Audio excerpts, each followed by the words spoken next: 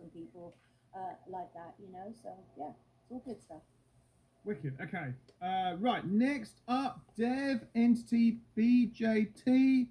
Let's do this. I like the artwork for this as well. It's quite cool. Simple but effective. Let's go.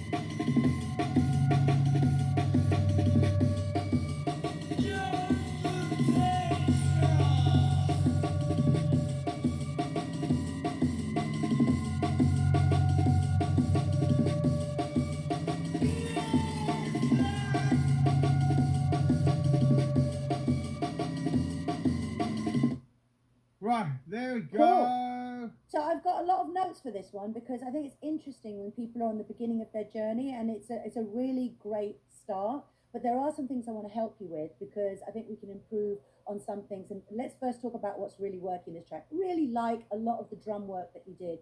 It's really intricate and brings back that jungle vibe, and I think that's really cool.